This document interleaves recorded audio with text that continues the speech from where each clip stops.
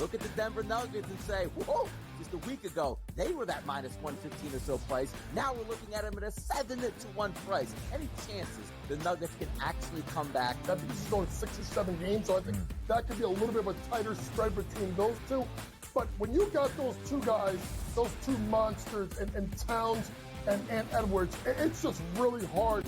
The early line, only on SportsGrid. The Cam Rising stuff last year with Utah, 3 months of pretending he was questionable with a torn ACL, ridiculous. It's a lot of gray right now when it comes to this stuff, and we really are. When people say we're in like the second or third inning of sports betting, that's why I agree, because there's so many of those situations that are very, very difficult to explain to a novice. Game time decisions, only on SportsGrid. Game Time had 35 in the first half, Cam. And then, of course, he did not have another point the rest of the game. Lillard's, it's playoff game time. This guy will show up. He will hit shots. Indiana, you better respond here, because I'll tell you, that's a bad loss. We were wrong, Carver. Like, hey, I was on the Pelicans. This game, I lost. Pharrell Coast to Coast, only on SportsGrid.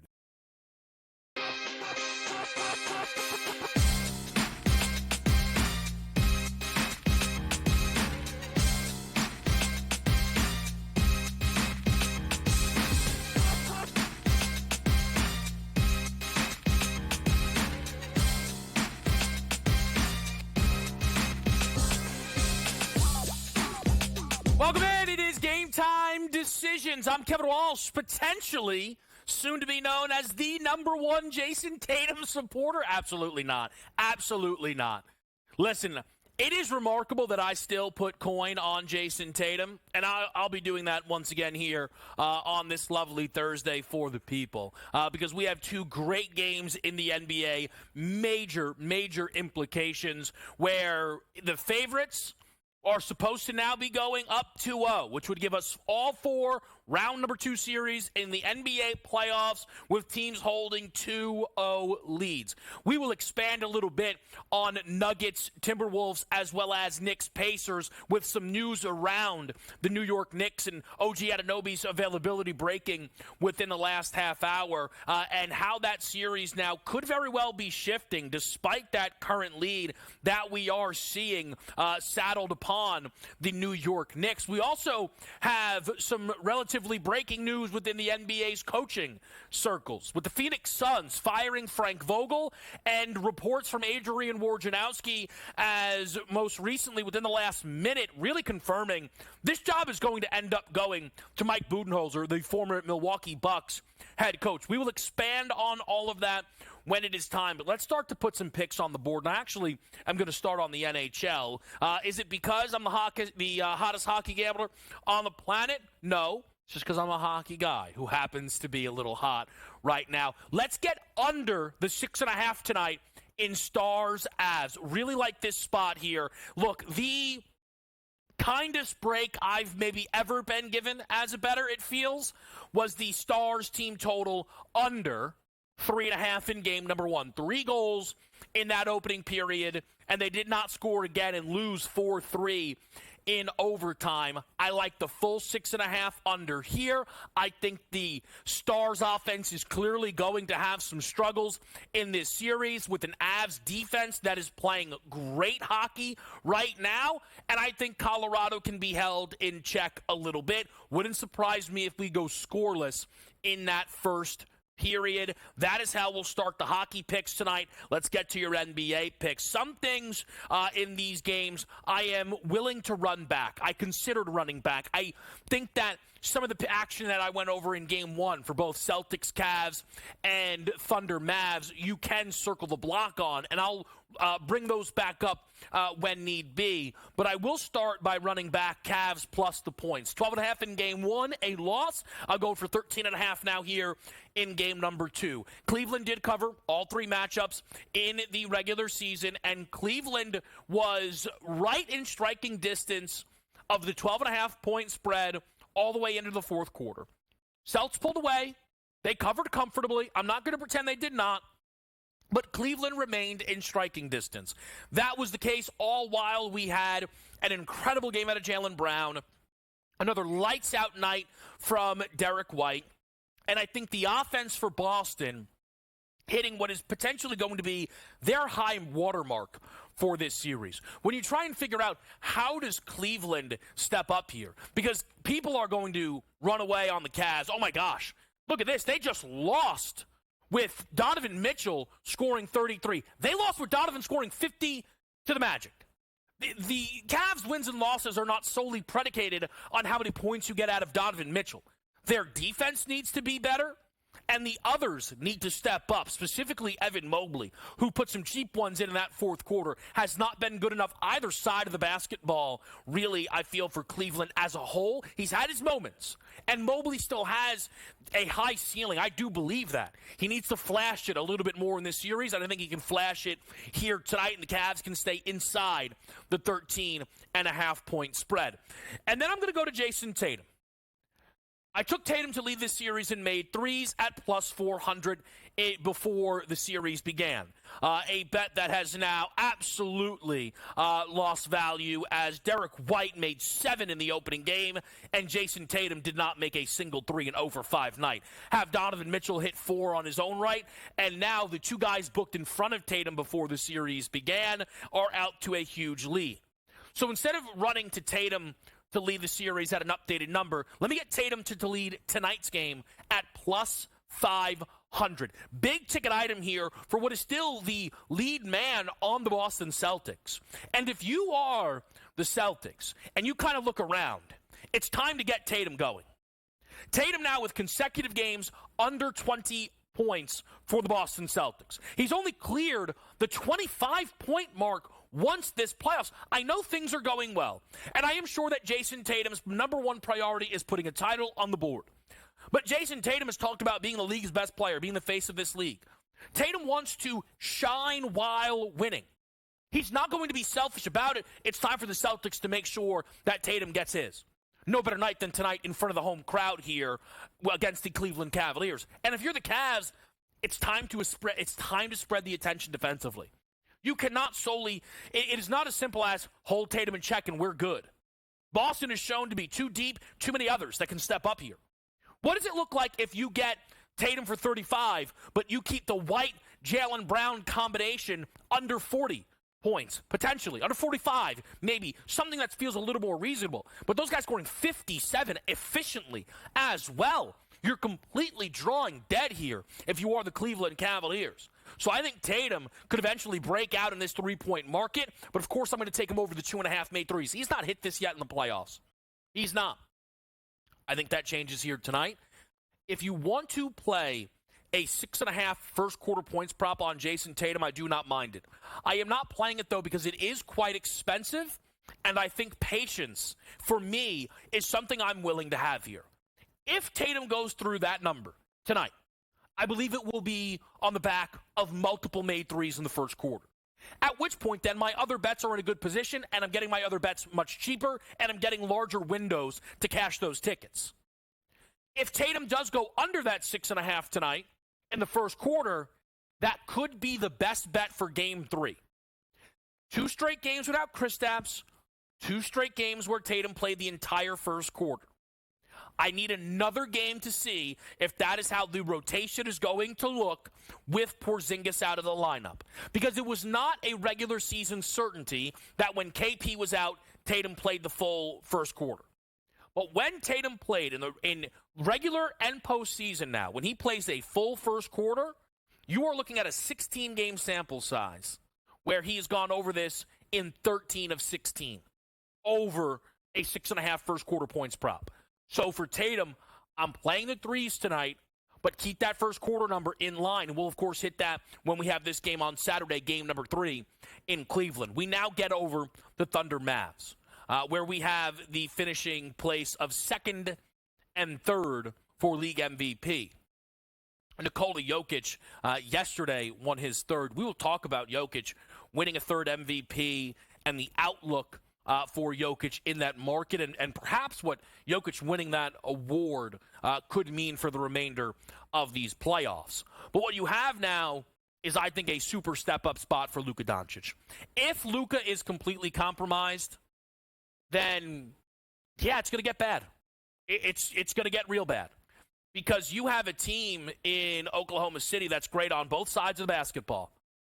You have a Dallas team that's been playing very well on both sides of the basketball. But they need their best player, their engine, in Luka Doncic to be excellent. He was bad in game one. He wasn't under his potential. He wasn't under his averages. He was under 20 points. That doesn't happen for the Don. So this is a bounce-back spot here where I'm going to take him at plus 100 to lead tonight's game in scoring. I think Luka for 30 is absolutely how I see it. SGA scored 29 in game number 1. I think there could be some regression for SGA here. 13 free throw attempts, multiple made threes. Those are not always certainties for SGA, and that then leads into an OKC team total under 111.5 as we sell high on their offense having a good enough game in game number 1. The breakdowns continue and a look at the Knicks taking a 2-0 series lead next.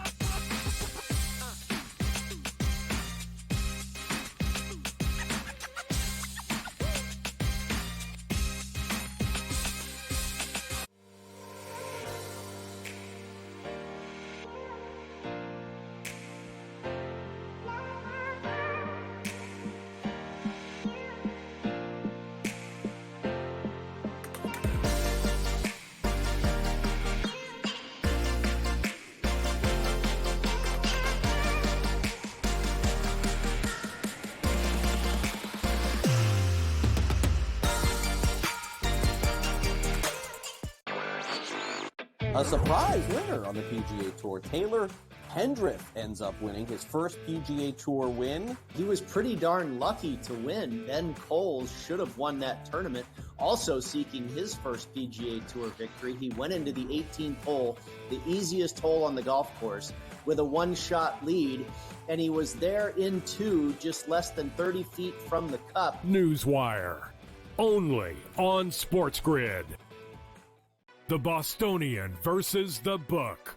You're not going to get the Tiger Woods size audience. Because do you know where they went? They went to Caitlin Clark. That's where those people went. What? Those people are now going to the WNBA. Yeah. The fan that only watches what's hot, the fan, the casual who doesn't really like sports but likes to be involved in the in thing, they're watching cooler discussion. They're watching Caitlin Clark. The Bostonian versus the Book. Draisaitl could easily, at plus money, get the first goal, the second goal, the fourth goal. There's a few guys here. Maybe the prop betting market is not a bad way to look here. Clippers over the map. If I would have told you that score before the game, knowing that Kawhi Leonard wasn't playing, I would have really figured it would have been the other way around. But the NBA is just crazy. In-game live, all access, only on SportsGrid.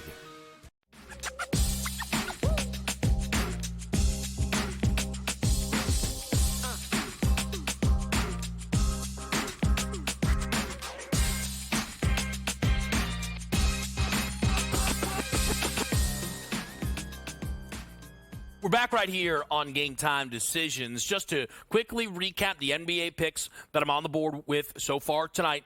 Cavs plus 13.5, taking Jason Tatum over 2.5 made threes with a plus 500 ticket for him to lead tonight's game in made three-point shots. For OKC Dallas, I have Luka for the game-leading score at plus 100, and I'm going to take the Thunder team total under at 111.5. Two bets that I placed in this opening game, number one, when we saw Oklahoma City and Dallas, that I have no problem if you would like to run back, are Chet over 1.5 threes and SGA over 1.5 steals. Chet was a winner in game number 1. I think that Chet's points rebounds tonight look nice, but for me, they moved the juice, and I'm going to let that one go. If he hits it again tonight, all great. His volume wasn't excellent in game 1, so I don't feel like there is a wild misprice right now in the market. I'll leave that be. SGA, I hesitate on going back to. Perhaps I'm allowing the frustrations of that loss from the opening game to get to me there, but the trends still apply for SGA when the minutes are played. The steals typically come, but they haven't been coming in the playoffs, and I don't want to lose sight of that right now, and the juice did increase despite a Game 1 loss, so I'll leave that be on the floor. There are some bets that I also placed in Knicks-Pacers Game 2 that I'd love to run back for Game 3, but there are going to be some changes in those lines to quickly pick up the pieces from what was another Knicks victory and now a 2-0 series lead, 130 to 121. I think one of the big takeaways is how this series completely broke the mold of the low-scoring playoffs that we've been seeing here. And I think that's incredible because, and that Knicks-Sixers series so low scoring, but it's not that this is how every single Pacers-Bucks game looked. I think perhaps it speaks to how banged up Milwaukee was offensively there, because the Pacers still scored 120-plus in 4 of those 6 games. The Knicks' offense is game, and they are taking advantage of what is a bad Pacers defense. Josh Hart, which was my favorite bet last night of a 33.5 points, rebounds, and assist prop, which he did ultimately sail through. Playing a full 48, it just gives you so much opportunity, and it's hard for the books to adjust, plus now playing a worse defense here in Indiana. But now that we have word that OG Anunoby is going to be missing this game number 3, things start to change. When we look at the now updated prices for Pacers-Knicks, this series is very unique, is I think the best way to put it. The Indiana Pacers for Game 3 right now are 7-point favorites. They are bigger favorites in Game 3 than the Knicks were in either of the first 2 games in this series. If the Celtics and the Thunder win tonight, we will have 2-0 across the board. Take a look at those series and what you'll expect for Game 3. Minnesota is favored at home. Boston, of course, will be favored in Cleveland no matter what. And then you have a Thunder-Mavs series. It, again, depends on how things look. But if OKC does win tonight, you wouldn't be stunned to see Thunder -1. The line will be underneath 2. The Pacers are 7-point favorites, nearly -300 on the money line. With OG Anunoby being out, a Pacers team that has not lost a home game yet this playoffs, and perhaps Jalen Brunson having a little questions around him, not his abilities. Jalen Brunson has put all of those to bed. The question around Brunson is he the best player in the Eastern Conference? He's been the best player in the Eastern Conference playoffs so far. You certainly have to tip your cap in that range. It ended up being incredible to see him not get to 30 yesterday, missing nearly the entire second quarter, scored just 5 first half points, and finished with 29. 2 missed free throws down the stretch stopped his 30-point streak from continuing. Brunson's been much better than a Jason Tatum, much better than a Tyrese Halliburton. We didn't see Giannis this playoffs. Embiid was awesome and matched him blow for blow, it felt in some ways, but the Embiid health was a deterrent and didn't allow him to really hang in there with Brunson for the long haul. So for Knicks fans, there is thought that Brunson truly can be the best guy in the East. I think the worry is you'll need him to be at such a level. I'm not sure it's fair to ask anyone to get to. It's not an anti-Brunson thing. It's not an anti-Knicks thing, I promise. This is a team that is already missing their second best player in Julius Randle. This is a team that is now going to be missing their third best player, arguably, in OG Anunoby. One of their big deadline acquisitions in Bogdanovich is out. Their backup center, Mitchell Robinson, as well. And Jalen Brunson was banged up in Game 2. I know he cruised with 24 second-half points, but is he 100%? And is that a reason why this line looks so strong? Because the Knicks are already up against it. And if Brunson is even a little compromised, the Pacers are going to more than live in this series. The projections are this will be 2-2 going back to New York. And there's not a lot of confidence that OG will be back by then. And could then the Pacers get downhill and have enough momentum against the Knicks? There's a plus 700 for the Pacers in 6. Again, it's not Knicks slander. It's looking at the value. The Pacers are projected to win somewhat comfortably here in their own building. What does this series look like if it's 2-2 back to New York? Well, I'll tell you this, it'd look a lot more favorably for Indiana, and you would have a lot of value on any series prices around the Pacers that you played. Now, we've talked a lot about the MVPs. Luka and SGA in action tonight, second and third place. Jalen Brunson comes in fifth. Nikola Jokic is your winner. Again, his third MVP. You see the numbers for Jokic in his 3 MVP campaigns. But for Nikola Jokic, I think the timing of this award is appropriate. Because as I talk a little bit about the chance that the Pacers can come back from 2-0, I think in some way, and I don't want either favorite really to win tonight. It doesn't line up for my wagers. But if they do, there's going to be an assumption within the market, within the conversations, hey, everybody's just about to run out. Everybody with 2-0 leads will hold on. Are you sure about that? And when we try and figure out who is live, is the team with the best player in basketball truly dead? Really? Is all the faith that's been put into Nikola Jokic by giving him 3 of these MVPs completely lost after 2 home losses to Minnesota? The market says yes. I am less certain. That game number 3 is tomorrow, and I'm excited to see how those odds continue to shift. We'll talk hockey, baseball, and some Wells Fargo next.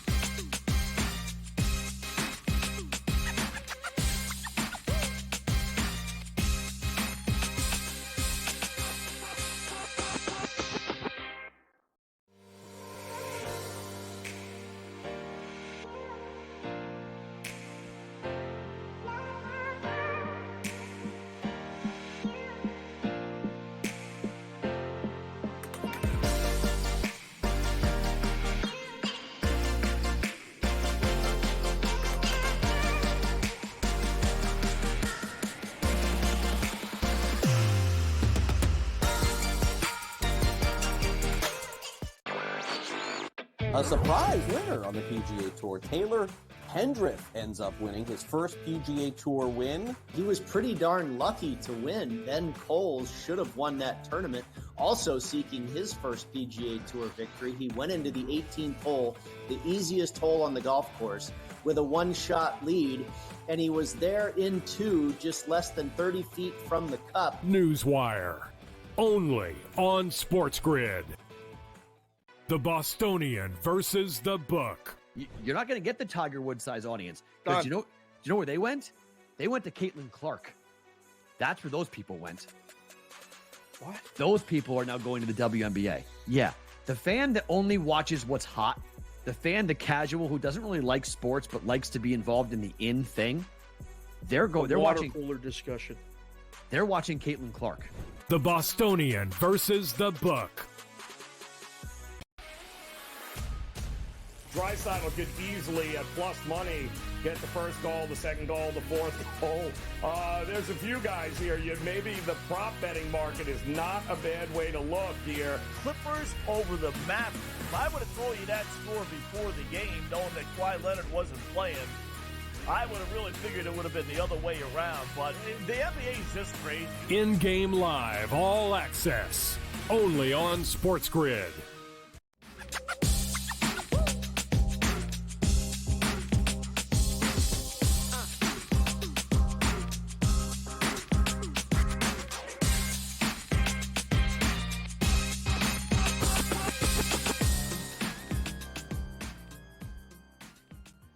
Let's pick things up here at the Wells Fargo right now, where we have Xander Schauffele 7 under as he's finished up his round and is currently a favorite, but only at plus 200, with Rory McIlroy hot on his tail at a plus 320 price. Rory, as far as I can see it, is now sitting 5 under with 2 to play.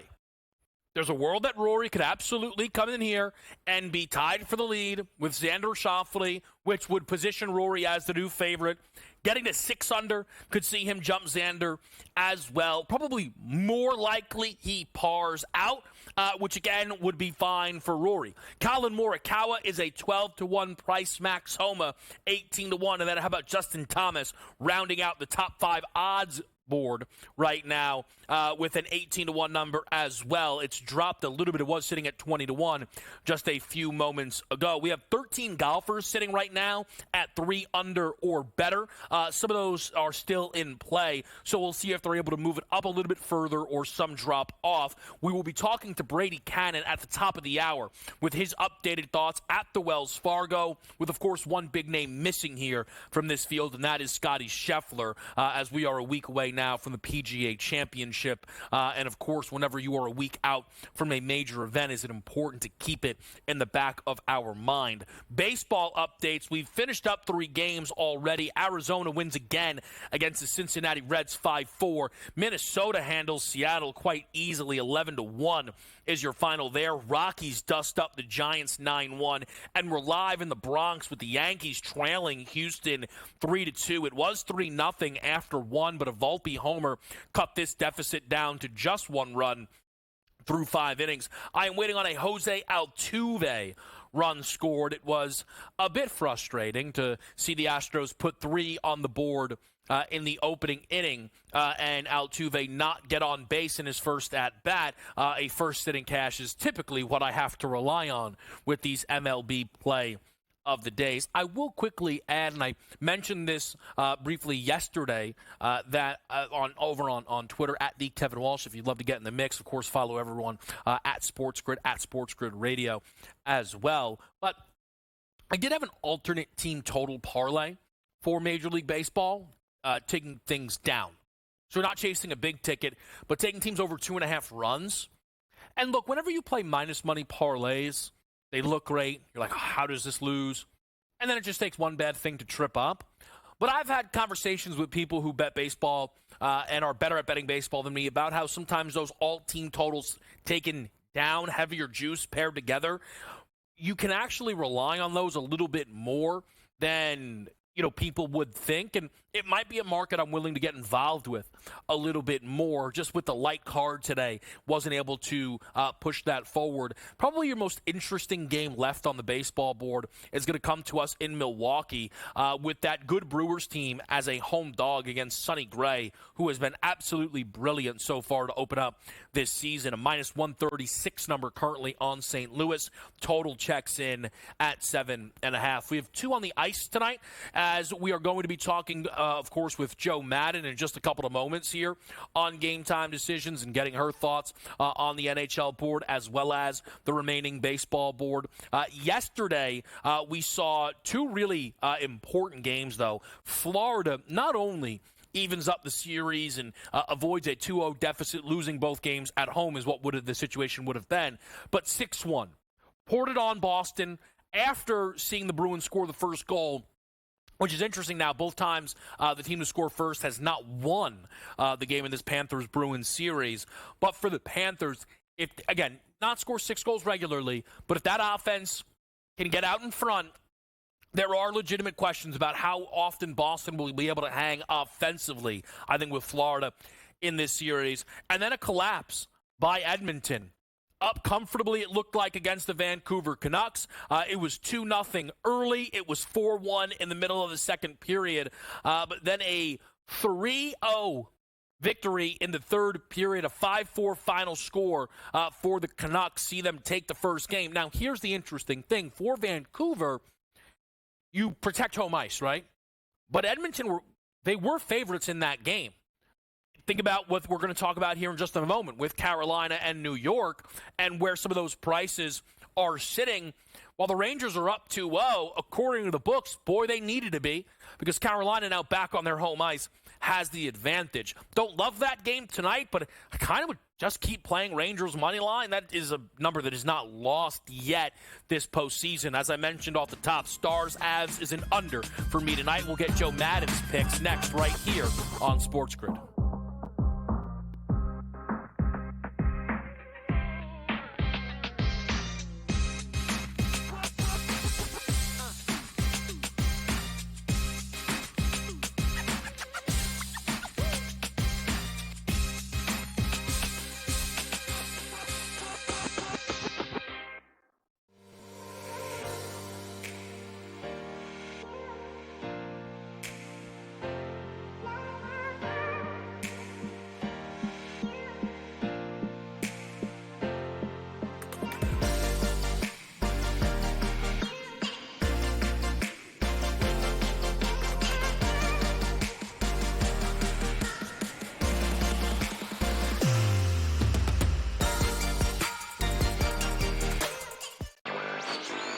A surprise winner on the PGA Tour. Taylor Hendrick ends up winning his first PGA Tour win. He was pretty darn lucky to win. Ben Coles should have won that tournament.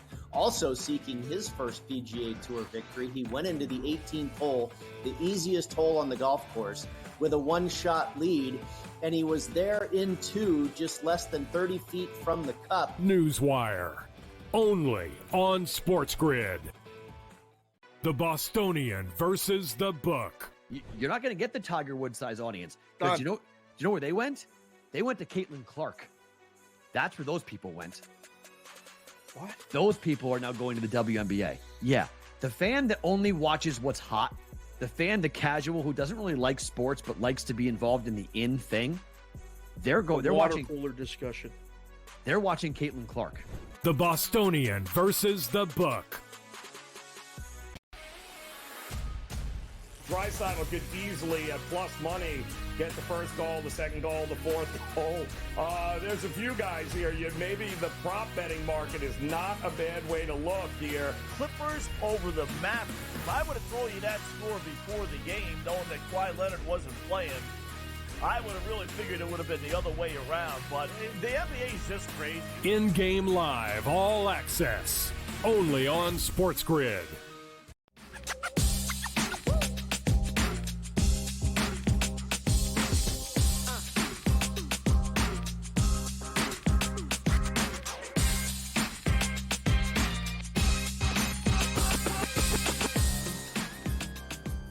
Back with you right here on SportsGrid. I'm Kevin Walsh with you. It is a Thursday night. Big games in the NBA, big games in the NHL. To help us break down the ice, that would be Joe Madden. And, Joe, I want to quickly pick up what we saw yesterday on the ice because I thought those were really, really big results, especially Vancouver, to come back from down 4-1 and protect home ice as a home dog. What did you think about the Canucks' 5-4 victory over Connor McDavid and the Edmonton Oilers? It was absolutely thrilling out there, Kevin. And I tell you, that last 86 seconds when Skinner was pulled from the net and Edmonton was trying to tie that game up and force it to overtime was absolutely exhilarating. As a fan, as a bettor, these two teams playing elite hockey versus each other. Vancouver needs to play super disciplined to be able to beat the Edmonton Oilers every time. They gave the Oilers, and we saw that in that first period, the opportunity on the power play. This team is so phenomenally strong and will take advantage of your weaknesses there. So it was a fantastic game. It was brilliant to see Vancouver be able to come back. Looking at both of these teams, they played smart hockey out there on the ice, but Vancouver has to keep their tempers in control if they want to continue to win these games.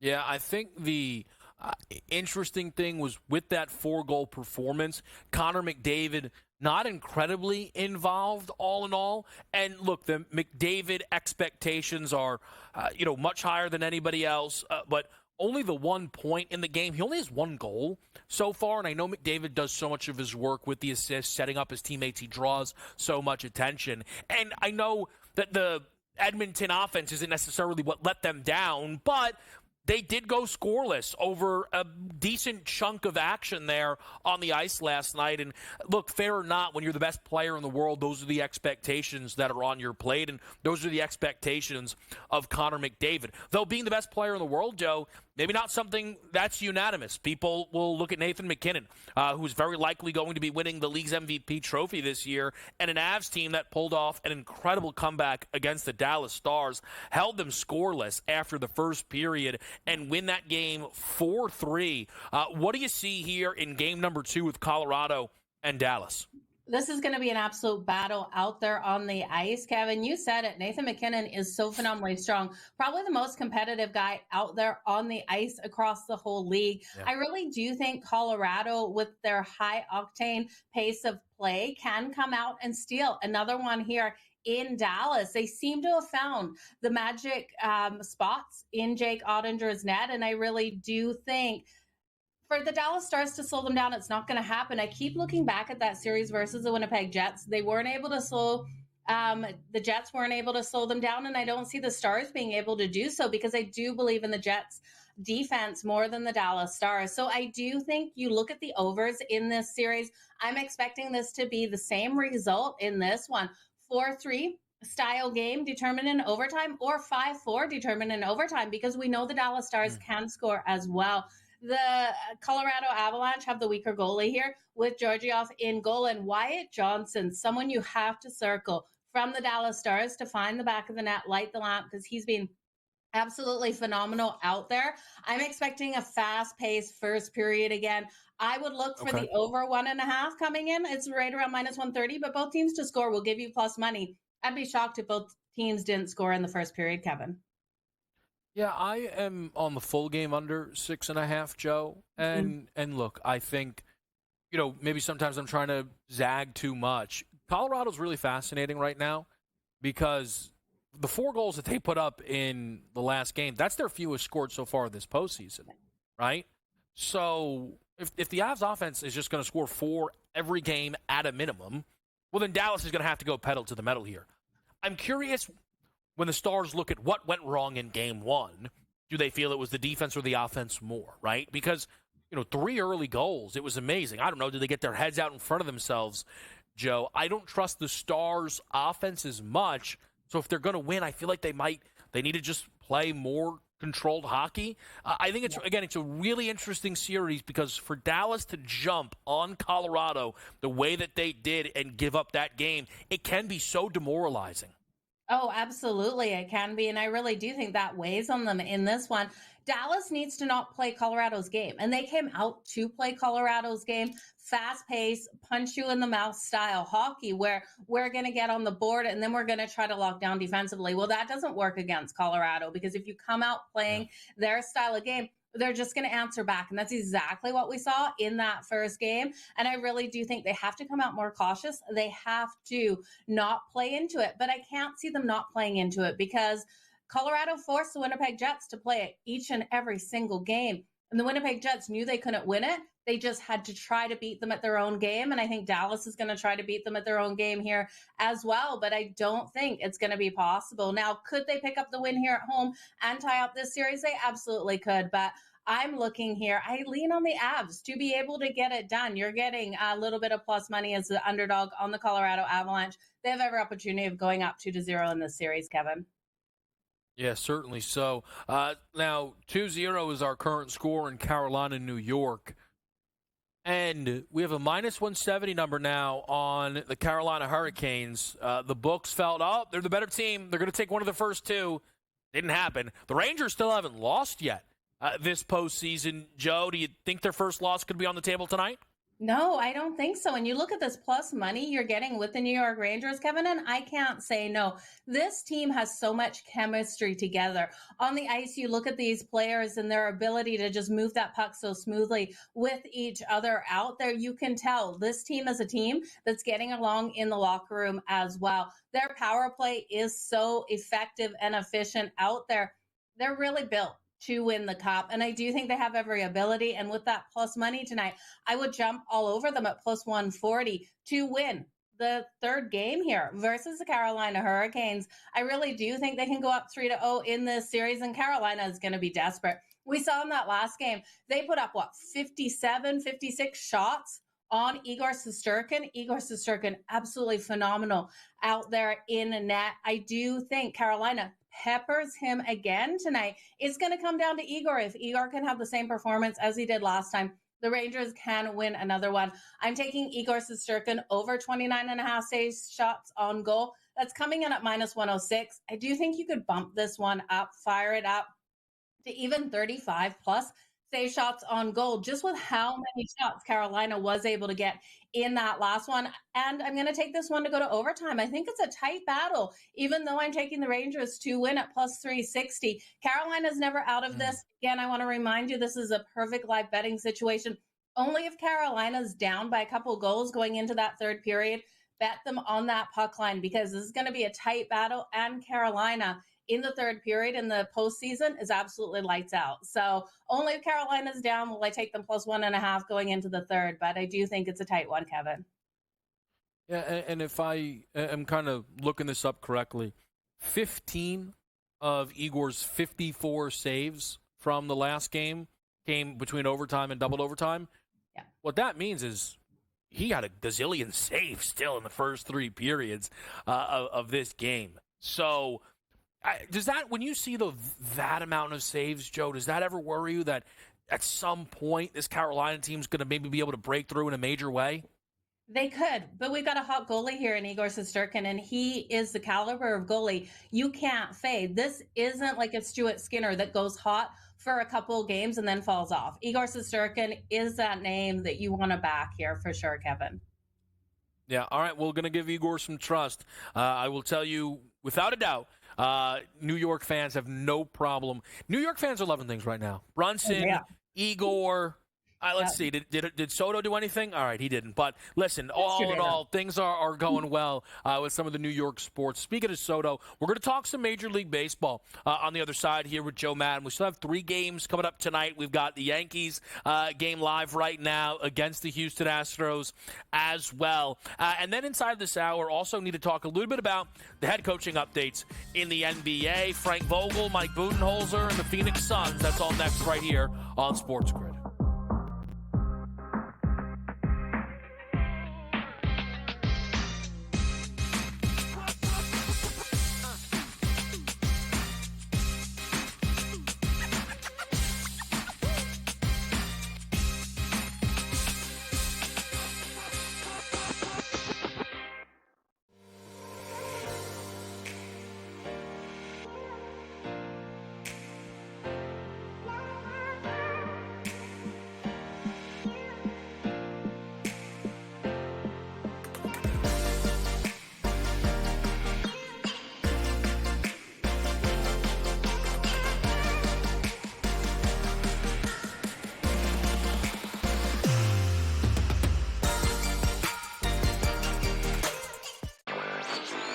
A surprise winner on the PGA Tour. Taylor Hendrick ends up winning his first PGA Tour win. He was pretty darn lucky to win. Ben Coles should have won that tournament. Also seeking his first PGA Tour victory, he went into the 18th hole, the easiest hole on the golf course, with a 1-shot lead, and he was there in 2, just less than 30 feet from the cup. Newswire, only on SportsGrid. The Bostonian versus the Book. You're not going to get the Tiger Woods size audience because do you know where they went? They went to Caitlin Clark. That's where those people went. What? Those people are now going to the WNBA. Yeah, the fan that only watches what's hot, the fan, the casual who doesn't really like sports but likes to be involved in the in thing. They're watching cooler discussion. They're watching Caitlin Clark. The Bostonian versus the Book. Draisaitl could easily, at plus money, get the first goal, the second goal, the fourth goal.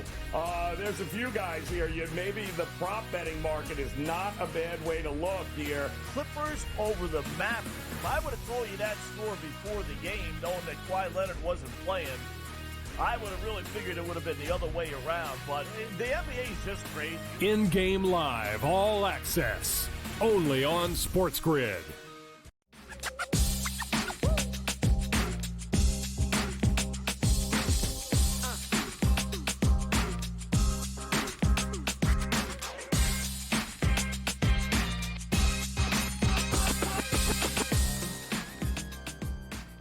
Live right here on SportsGrid, and again, we are live right now with Yankees Astros. We're talking to Joe Madden as we switch over to Major League Baseball. Joe, is this a game that you're invested in right now with the Astros up 4-2 here, heading to the top of the 6th? Well, at the break, Kevin, I took that over 9.5. It's a little juicy at minus 130, but I see these runs continuing to come. The Yankees, I think, is interesting, taking them plus a 2.5, but there's too much juice on that at minus 104. Or minus 144. Could they come back and win this? They absolutely could. The Houston Astros aren't a team that I have a lot of faith in on the road. Plus 240, Kevin. That's kind of screaming at me on that money line for the Yankees right now. Yeah, the fact that the Yankees are just playing the Astros and once again flirting with sweeping them is quite terrific. And if they lose this game, I really won't even be all that upset because You have to appreciate what it is. Joe and I were talking a little bit in the break about the weird season that Aaron Judge is having. I know he entered this game really hot over his last 4 or 5, but a double play with 2 on. Timely hitting. He's batting .231 right now. It's been a very interesting season for Judge, but for the Yankees overall, things are going well. For a guy whose season's going very well, Joe, that would be Sonny Gray. Right now, a 4-1 record and an ERA at a .89, pretty solid for Sonny Gray, and it's why St. Louis is a road favorite against the Brewers. What do you like here?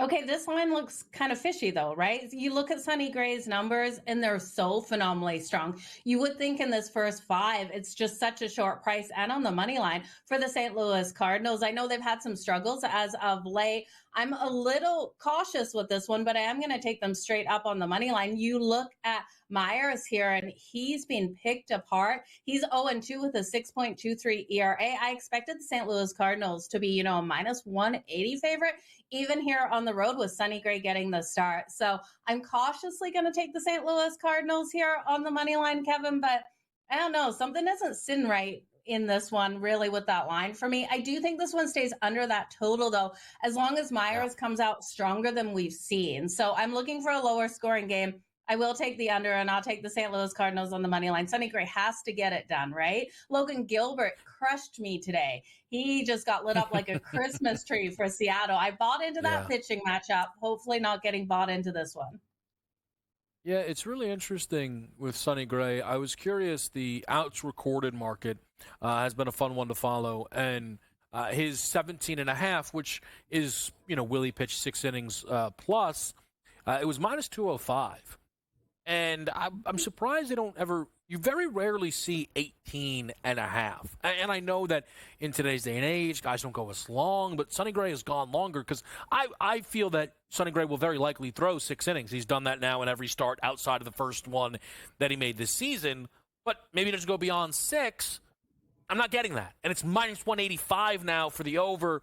It's a market that is stubbornly priced, but probably smartly priced as well. Joe, we've also got a late night game here in L.A. with the Angels and the Royals, and this L.A. team, same old, same old. Trout's injured. They're not good. And it's unfortunate. It really is. But they have at least somewhat of a chance on the line here tonight due to Michael Wacha's early season struggles for the Royals. What do you like in this game? Both of these pitchers have been struggling, though, Kevin. You got Reed Detmers coming out here for the Angels, and he's been 3-3 on the season with a 4.24 ERA. I do expect the Royals to have success hitting off of him, but you called it. Wacha is just being lit up. I am looking for him to have not progression here out there on the diamonds. I really do think he's going to come out a little bit stronger in this one, but not strong enough for this one to stay under that total. The total of 8.5, I think it does go over. That's coming in at -104. And I think the Royals are the right side. I just can't get behind the Angels right now. I'm struggling to see them be able to record this win at home. Looking at their home record, only 4-11 at home. It's just not a team that I really want to back. So the money line's coming in at right around -112 here for the Kansas City Royals. I'm flirting with taking that run line as well, laying the 1.5. That's coming in at +140 here. For the Kansas City Royals, I really could see them getting a nice big win. We just got to see Wacha come out stronger than he has been because he's only 1-4 on the season with a 5.05 ERA. It's not good enough. So he's been lit up. Over his last 2 starts, that ERA is inflated to over 10 in 9 1/3 innings pitched. So we need more out of Wacha. I'm expecting that better performance here tonight versus the Angels, Kevin. Yeah, I mean, I think, look, again, this Angels lineup, it doesn't inspire a lot of confidence in them or fear on the other side. I think for L.A., due to the slow start and the Trout injury, it's very fair to say that this is going to be another lost season. And I know this conversation has been happening with Mike Trout for at least half a decade, but I have to wonder if this is the year we see Trout traded. I mean, look, he established it in that first month, Joe. If he's healthy, he's still one of the, let's call it 20 best hitters in baseball. Probably higher, but let's just call it top 20. The Angels are not maximizing him. they can probably still get something in return. Because, again, if he's going to be healthy, what a piece it would be for a contender. You have to wonder if this is it for Trout in L.A., but you can't bank on it. It has to be it. I really do think that he should move on. The team should move on. It's just not working with Mike Trout there. And who knows, like, have we even heard a time that he's going to come back from his injury? As far as I know, that injury is pretty significant to be able to heal from, Kevin. So we're going to see a while before we see him back out there on the diamonds in any uniform. I really just do think the Angels, it's time to move on. It's not working. Yeah, it's a shame, too, because he was absolutely going to have a 40 home run season, which would have helped out with some season-long wagers. Joe, appreciate it as always. Best of luck with the baseball and the hockey tonight. Yeah, best of luck, everyone out there with all of your bets. Thanks, Kevin. Great stuff, as always, from Joe Madden. We get set now to talk a little bit about the NBA and the coaching moves that we are seeing here. It is very interesting stuff with the Phoenix Suns and the decisions right now for them to move on from Frank Vogel. Is it Vogel's fault? No. Did the Suns make the right move? Yes. I'll explain next.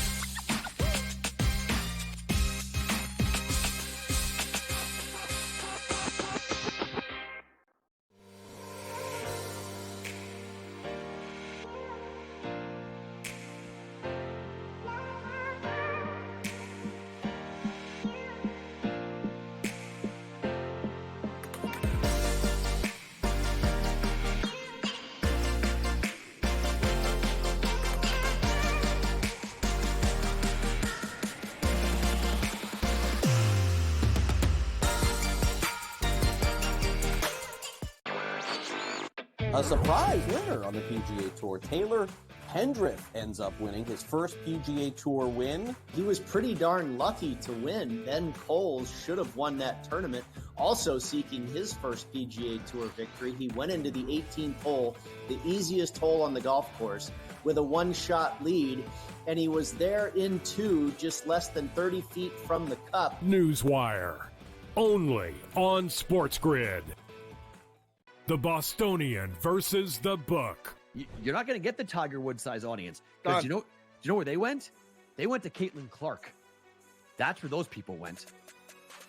What? Those people are now going to the WNBA. Yeah. The fan that only watches what's hot, the fan, the casual who doesn't really like sports but likes to be involved in the in thing, they're watching cooler discussion. They're watching Caitlin Clark. The Bostonian versus the Book. Draisaitl could easily, at plus money, get the first goal, the second goal, the fourth goal.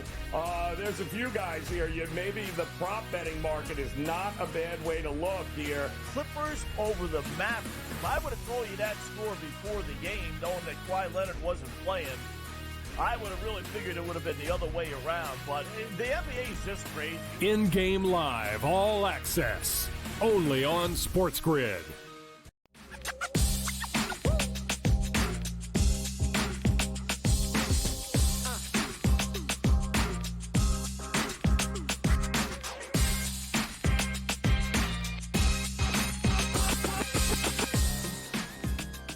Back with you right here on Game Time Decisions, where we do have a few updates in the NBA. This morning, it was confirmed that the Charlotte Hornets will be hiring Charles Lee, a Boston Celtics assistant coach. And with respect to the Hornets and Lee, the takeaway is neither one of them. It is that they did not bring in J.J. Redick. The finalists for this job were Charles Lee and J.J. Redick. Very possible Charlotte made the right decision. I'm not going to sit here and bang the table and tell you, oh, this is amazing, or oh, this is a mistake. It's that J.J. Redick, who is potentially going to be the Lakers head coach, is not hired now by Charlotte.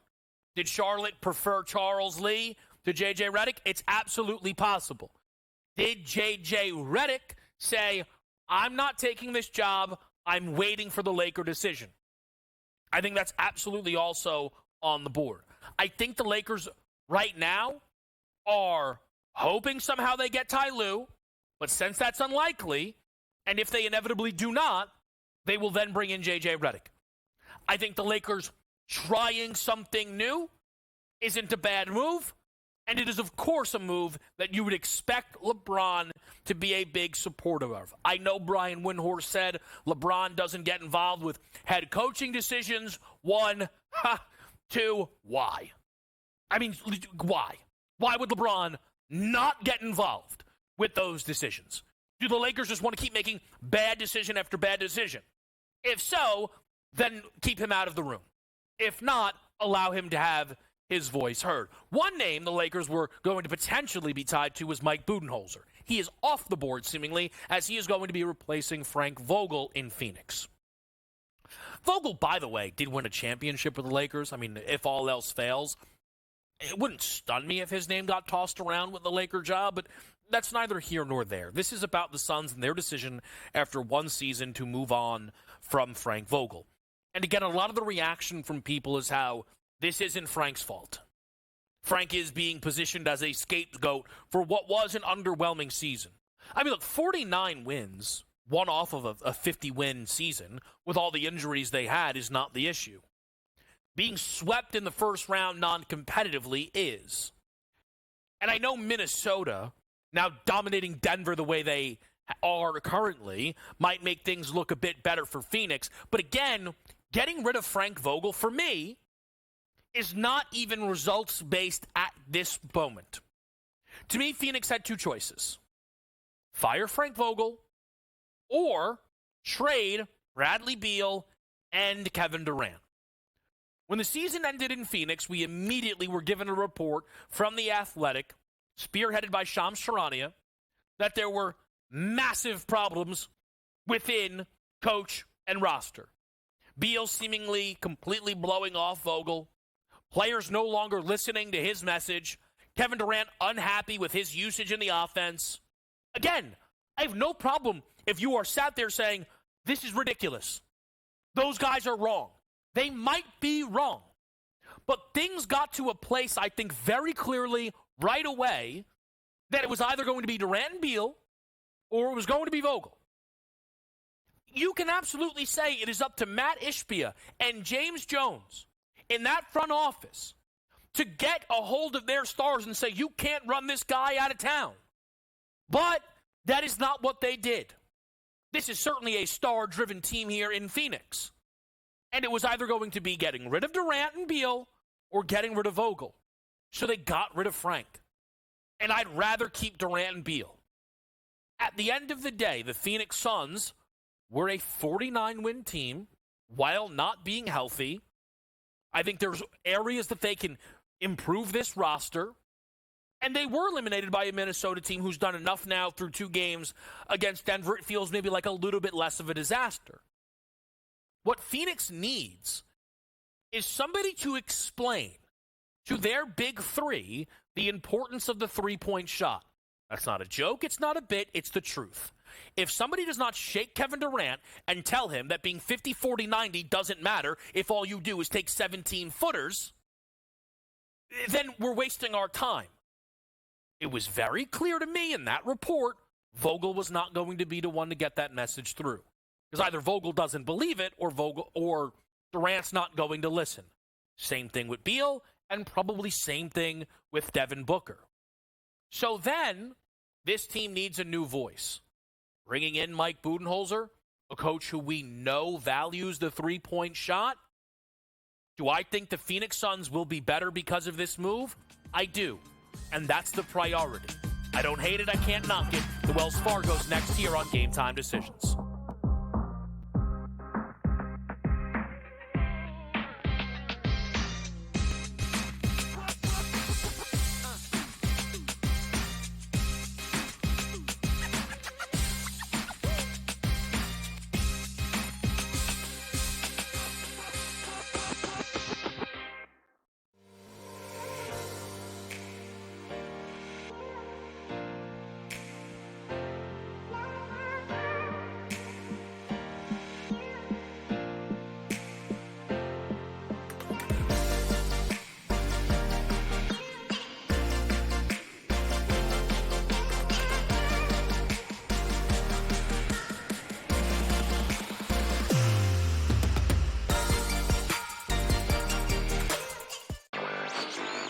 A surprise winner on the PGA Tour. Taylor Hendrick ends up winning his first PGA Tour win. He was pretty darn lucky to win. Ben Coles should have won that tournament.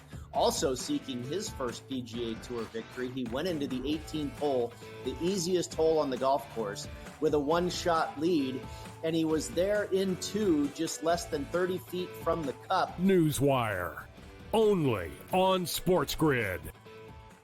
The Bostonian versus the book. You're not going to get the Tiger Woods size audience because do you know where they went? They went to Caitlin Clark. That's where those people went. What? Those people are now going to the WNBA. Yeah, the fan that only watches what's hot, the fan, the casual who doesn't really like sports but likes to be involved in the in thing. They're watching cooler discussion. They're watching Caitlin Clark. The Bostonian versus the book. Draisaitl could easily, at plus money, get the first goal, the second goal, the fourth goal. There's a few guys here. Maybe the prop betting market is not a bad way to look here. Clippers over the Mavericks. If I would have told you that score before the game, knowing that Kawhi Leonard wasn't playing, I would have really figured it would have been the other way around. But the NBA is just crazy. In-game live, all access, only on SportsGrid.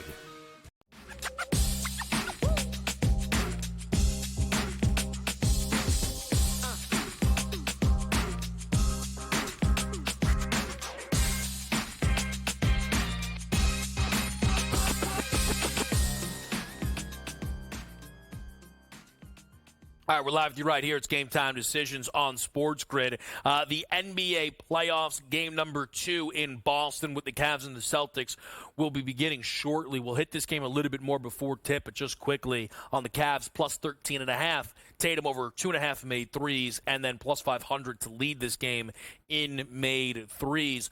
Plus 500 is the kind of number that if you bet a golfer to win, you got to feel pretty good about. Well, we have 2 golfers underneath that number at the Wells Fargo through round 1 to help us break it down. That's Brady Cannon, as always. And Brady, Xander and Rory, right now booked in a complete world of their own through one round here. Plus 185 Xander, plus 360 Rory McIlroy. What do you make of the 2 guys at the top? Well, they both looked fantastic today. Rory leaked a little oil down the stretch, but the back 9 is harder than the front 9. The last 3 holes there, they call the Green Mile. Just about everybody bogeyed 18, it seems. But Xander with a 64, I mean, that was just a spot-on round out of this guy who is, in my mind, maybe the second or third best golfer in the world right now, only to Scottie Scheffler. And this guy finished runner-up at this tournament last year and came out, picked up right where he left off today. He's number 1 in this field for strokes gained approach. He's number 8 for greens in regulation. He's number 5 in scrambling. Scrambling is really big here because you're not going to hit greens all the time. So the fact that he hit a lot of greens and when he missed, he was real good getting up and down, that's a great sign. What's not a good sign is he's 32nd. Remember, this field only has 68 players. 32nd in strokes gained off the tee and 41st in driving accuracy. So if his off the tee game continues to be a little erratic, I don't know if his iron play and work around the greens can carry him all the way to the finish line. Rory, I kind of like the picture for him better. 10th in strokes gained off the tee, 2nd in strokes gained approach, and then 13th in greens in regulation, but 62nd in driving accuracy, 60th in scrambling, and 36th in putting. So, scrambling and putting, that can change at a moment's notice. If he starts to clean up his act on and around the greens and everything else keeps working the same way it is, we know how successful this guy has been at this tournament before. He's won the darn thing 3 times, and he seems to finish top 10 every single year. So I kind of prefer Rory right now to Schauffele, but I tell you, we talked about this off air before I came on. Alex Noren, he's kind of the odd man out here. You've got all these luminaries with Schauffele and Morikawa. Noren is playing really well. 7th in strokes gained off the tee, 4th in strokes gained approach, 2nd in greens in regulation, but 37th in putting. he's worse than half the field in putting, and this guy's an excellent putter. So if his putter comes around to where it should be, what we're used to, he could really make a run. Yeah, I think that's really interesting. And again, I kind of think when you look right now at just that, T5 or better, and it's not across the board, right? But you've got Justin Thomas, even a Sungjae Im, Jordan Spieth is, at T12, Max Homa. These are guys just typically people are a little bit more willing to get invested in, but sometimes that's all it takes to present value, right? I mean, Alex Noren and Rory McIlroy sit at the same score. The price on Rory is plus 360. On Noren, it's 20-1. Exactly. Great point, Kevin. That's a crazy difference. We've talked about it before. You're going to pay a premium for those marquee names. And Alex Noren is one heck of a player. He's won around the world 11 times, but he's never won on the PGA Tour. So, that probably, has some influence on that price as well. He might be the best bet right now, just from a pure value standpoint. And I think Justin Thomas is a pretty good play as well. He's sitting there at 16-1, only 4 shots off the lead, 1 behind Rory. He did everything very well today. 10th in strokes gained approach, 8th in greens in regulation, 5th in scrambling, but 32nd in putting. The problem with Thomas is you don't know if the putter is going to come around, because that's really been hindering him all season long. He hasn't been putting, not all season long. He started out pretty well, but the last couple of months, he hasn't been able to putt. So you wonder if that's even going to turn when he's doing everything else so well. Yeah, I think right now, when I look at the rest of this leaderboard, I got to jump to Colin Morikawa. And I know I'm not going far down, but it felt like at some of these premier events, Colin's name was always going to be in the mix.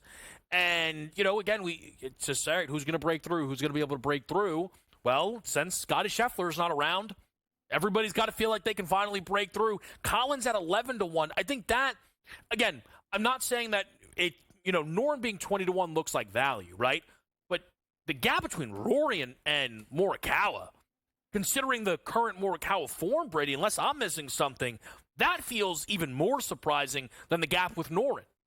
No, I think you're right on there, Kevin. I love Morikawa and the start he got off to. And boy, has his putter been hot. I mean, this guy, what was he, runner-up? Or, he's top 3 or 4 at the Masters. He was right there in the final pairing or second to last pairing, if I recall, at the Masters.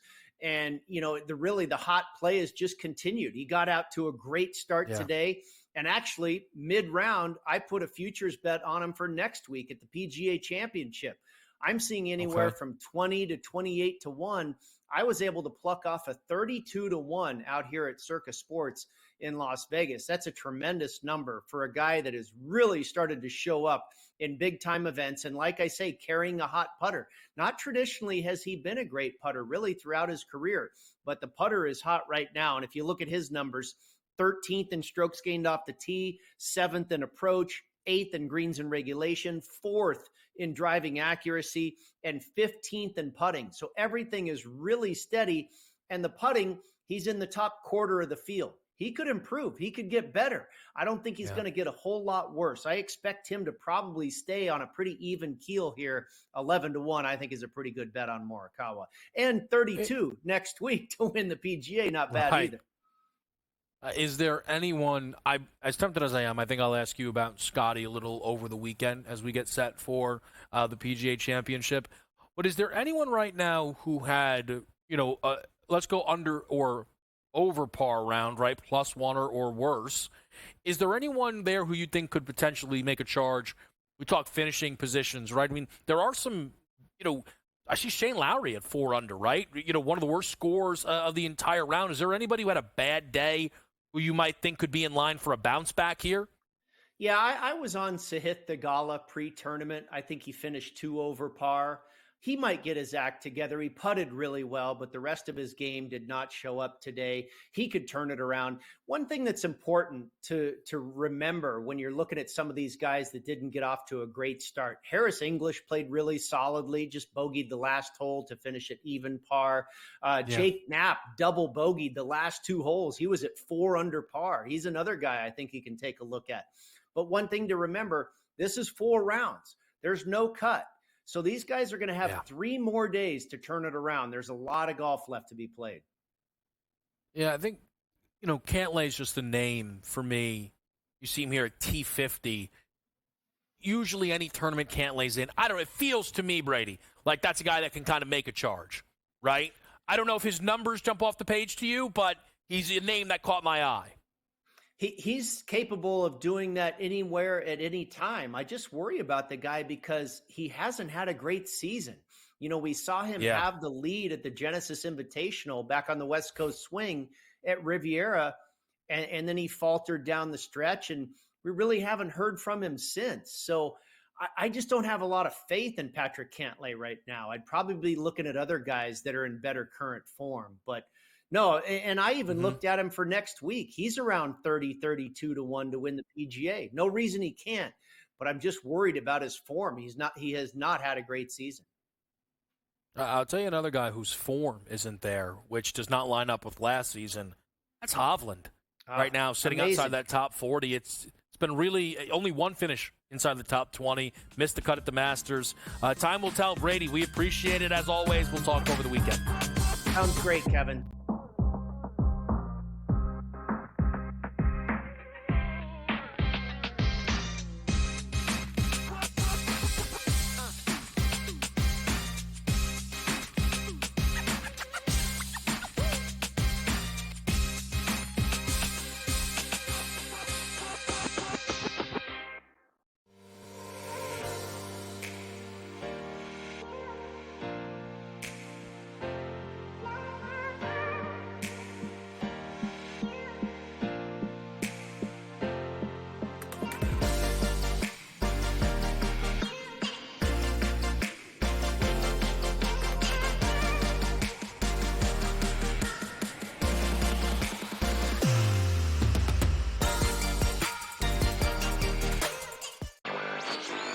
A surprise winner on the PGA Tour. Taylor Hendrick ends up winning his first PGA Tour win. He was pretty darn lucky to win. Ben Coles should have won that tournament.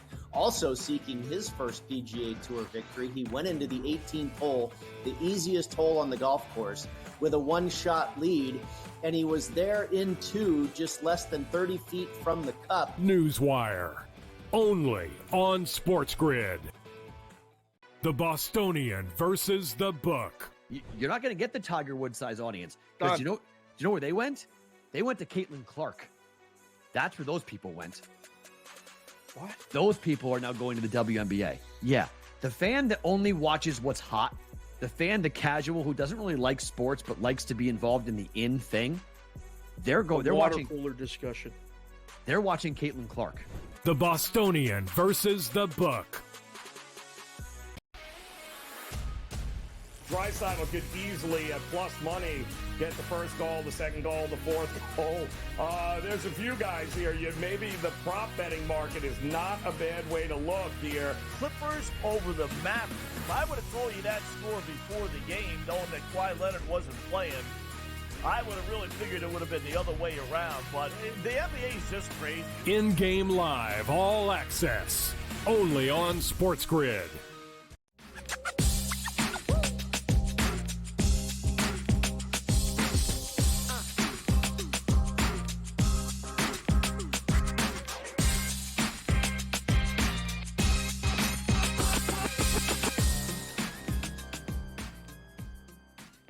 All right, let's rush into it. Game time decisions. Kevin Walsh joined now by Joe Ranieri. Joe, tell me, it's about a tip here. Celtics, Cavs. Any action for you in this one? Love the prop market. Love Mr. Derek White over 17.5 points in this one. He's only averaging about 20 a game here. No Porzingis means more shots for him. And I figure if it ain't broke, don't fix it. If you like Cleveland here tonight, then Donovan Mitchell is your guy. 29.5 points. Go over it, because if you think they're going to cover, they're only covering because this man's going to land in the 30-point range here. And that's kind of how I would approach it. And then hopefully have an opportunity maybe to jump in at some point at a better number for Boston. Yeah, I've played, as I mentioned, Cavs plus 13.5 with some Tatum props, who does get fouled here on the opening Boston possession. I don't bet first field goals ever. Oof. I will say, if there ever was a time, or first, is it first? This is how little I bet the market, and I always try to – I don't know if you get paid on a free throw. I think you do, Joe, but I never bet the market. I will say them running the first play for Tatum is exactly what they should have done, and it's exactly what they did. That's correct. Absolutely here. And it looks like no Jared Allen again, right? So correct. So he's out. Listen, he's also a rim protector. So the idea that somehow offensively they'd be better with him against the team that shoots, half their shots from beyond the perimeter was a little generous here. But I'll tell you this, if Garland doesn't show up, because he's been non-existent to this point. If he don't show up here tonight, it's going to be a long night for the Cavs. Somebody besides Donovan Mitchell. Somebody. Anybody else besides just him. You are absolutely correct that Garland needs to step up. But I think to your point, Boston or Cleveland is not going to win these games 118 to 117, right? That defense needs to step up in a massive, massive fashion here as Tatum is heading to the line once again here. I mentioned the first quarter prompt. It was expensive, though, at minus 140, but the 6.5 number, he's obviously on his way.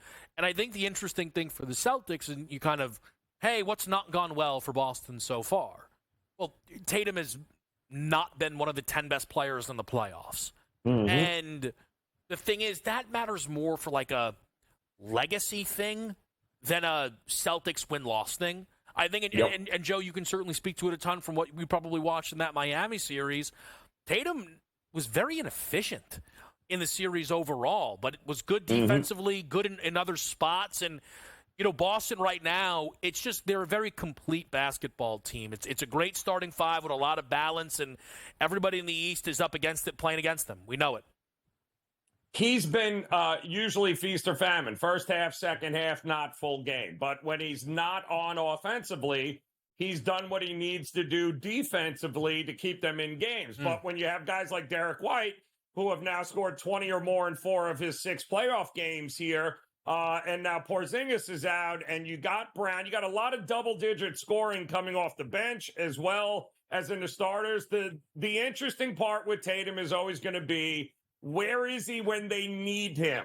They haven't really needed the Jason Tatum effect just yet in the fourth quarter because they're blowing everyone out. But at some point, that's going to be the mark of Tatum, right? Is Tatum there when they need him? If not, then as the competition gets better, it's going to be real interesting to see how the Celtics do.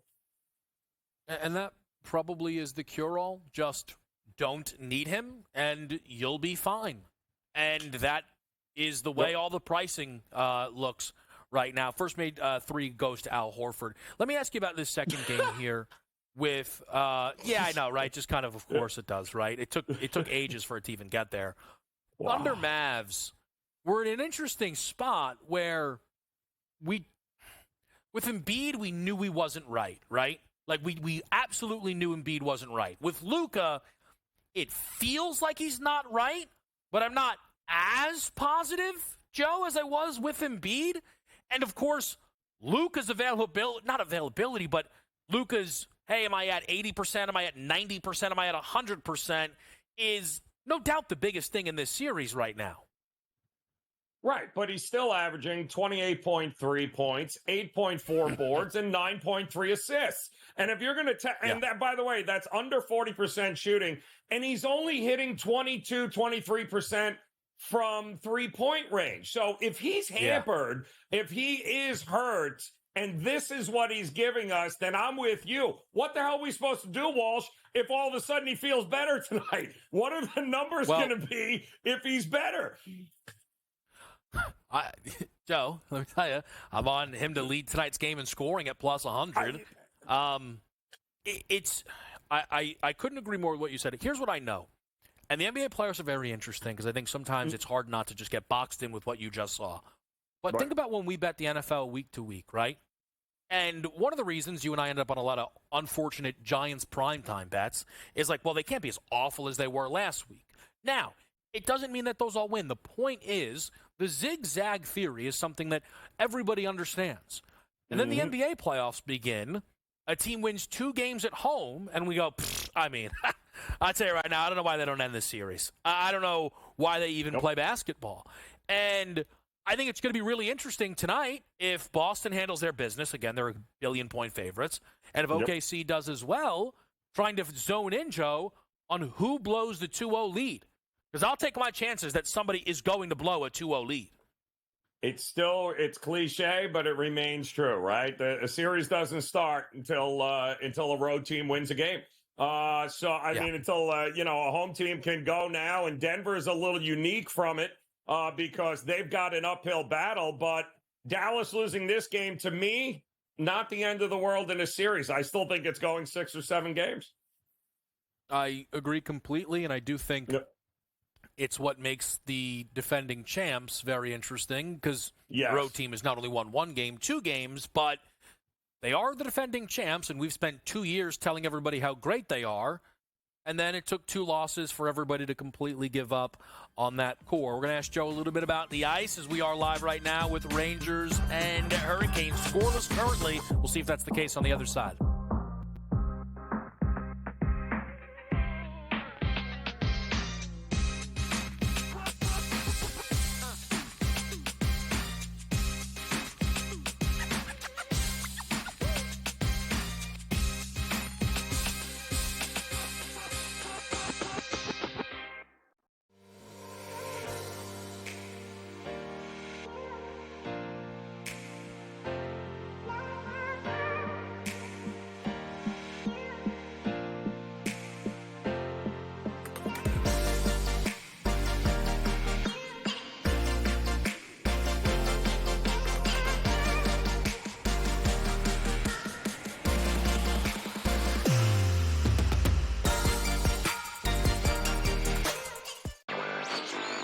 A surprise winner on the PGA Tour. Taylor Pendrith ends up winning his first PGA Tour win. He was pretty darn lucky to win. Ben Coles should have won that tournament.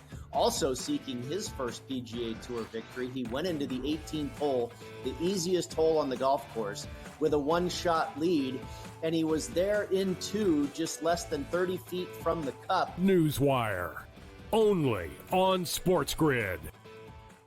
The Bostonian versus the book. You're not going to get the Tiger Woods size audience. Because do you know where they went? They went to Caitlin Clark. That's where those people went. What? Those people are now going to the WNBA. Yeah. The fan that only watches what's hot, the fan, the casual who doesn't really like sports but likes to be involved in the in thing, they're watching cooler discussion. They're watching Caitlin Clark. The Bostonian versus the book. Draisaitl could easily, at plus money, get the first goal, the second goal, the fourth goal. There's a few guys here. Maybe the prop betting market is not a bad way to look here. Clippers over the Mavericks. I would have told you that score before the game, knowing that Kawhi Leonard wasn't playing. I would have really figured it would have been the other way around, but the NBA is just crazy. In-game live, all access, only on SportsGrid.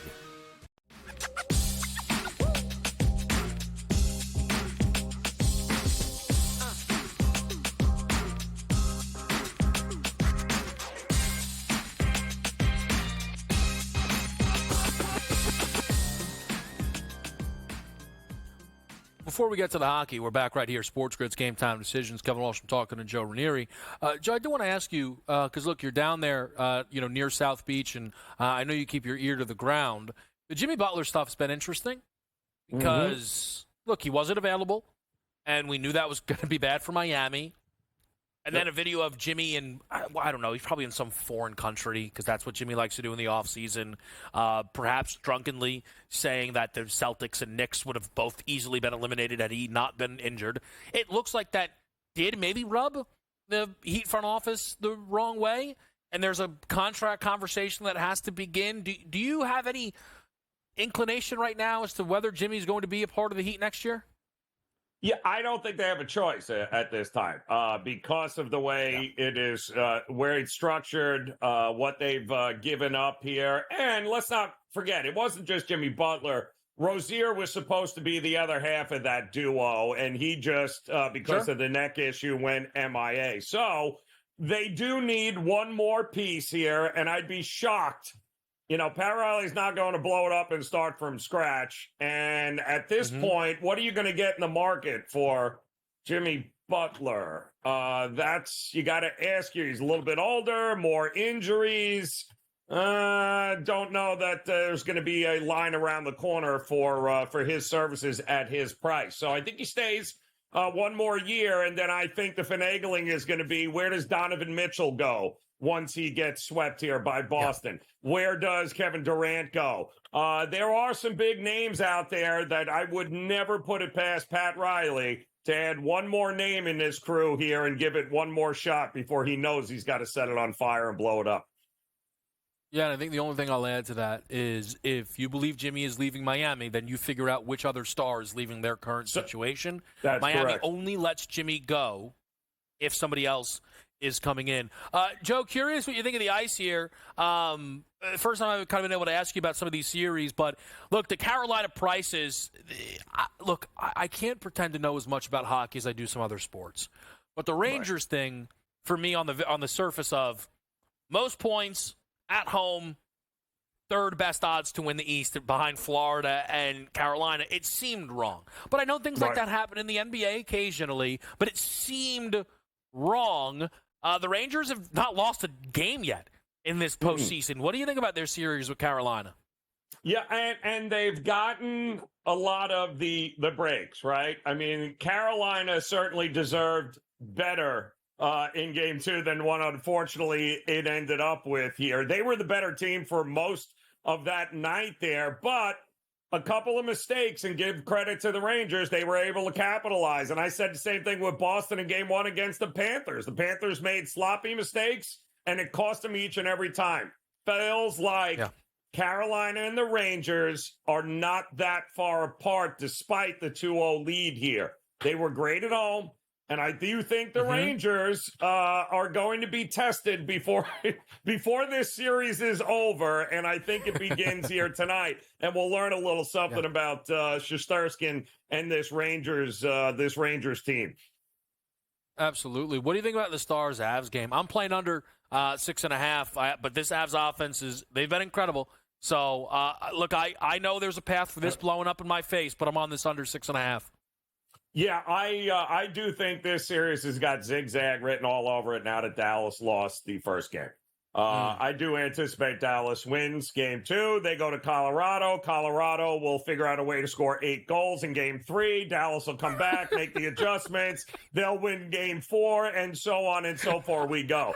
As one-sided as that was in game 1 early, and Colorado coming back late, I do fully anticipate this thing is going 7 games. Make no mistake about it. Oh man, the Colorado thing is very interesting. I will tell you this: the Avs by the way, Carolina just scored. Yeah, there you go. Yeah, look again. You're right. It should be. I'll tell you this though, man. If the Rangers pull this thing back, right, 1-1, at some point Carolina's gonna be like, will they die? Please, just one of these games. Will they die? The Avs have been pushed to the Cup favorites, and that's just kind of the state of the series, right? If they do win again, then they should not only be favorites, but we got to figure out what to do with that number because they lost the first game, 7-6, crazy game. They've been awesome since. The defense has been good. The offense has been great. Winnipeg is a solid team, and so is this Stars group here. It's going to be interesting. Joe will be live on In Game Live tonight with Dave Sharapan, who joins us here on Game Time Decisions. Next, we're live on SportsGrid.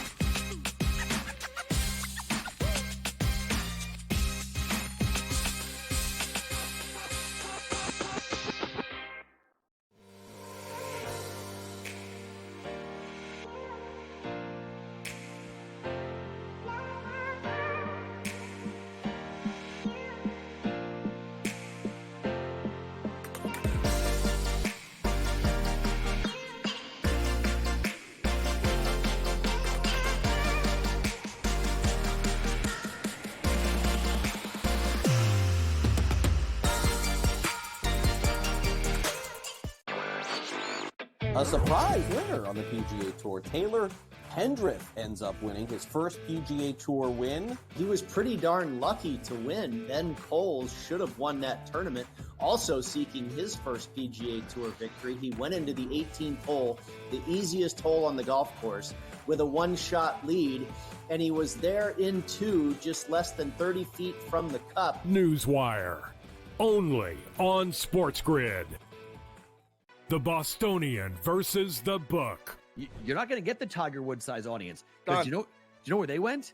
They went to Caitlin Clark. That's where those people went. What? Those people are now going to the WNBA. Yeah, the fan that only watches what's hot, the fan, the casual who doesn't really like sports but likes to be involved in the in thing. They're watching cooler discussion. They're watching Caitlin Clark. The Bostonian versus the book.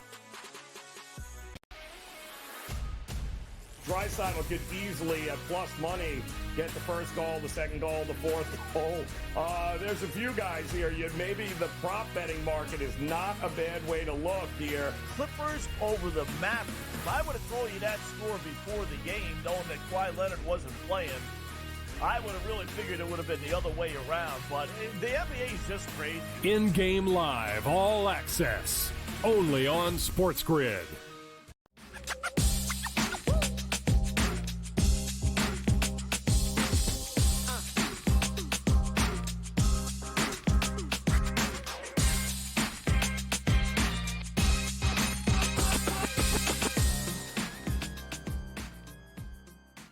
Hello.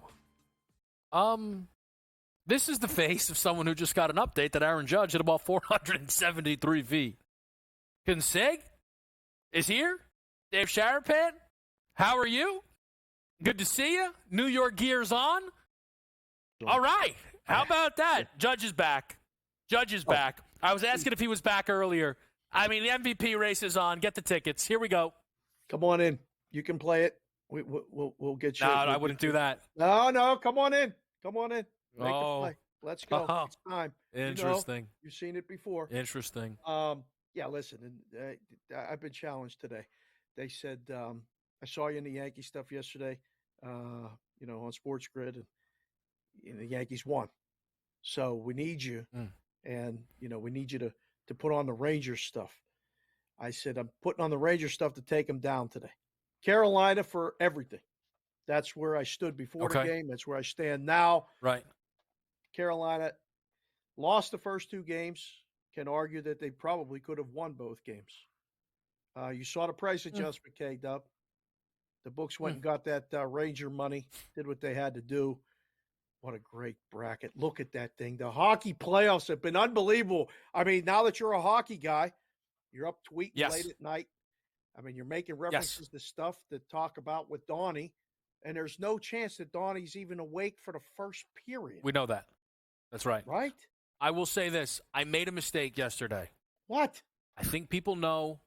Well, I was off from this. Right. Now, I was in the mix. Knicks-Pacers, game of the decade. But I didn't bet the hockey. And I'm saying this. I made zero money off this, so it is not braggadocious. The bet was going to be Panthers team total over. And I feel foolish as they scored 6. And I just hope that my day off didn't ruin the mojo.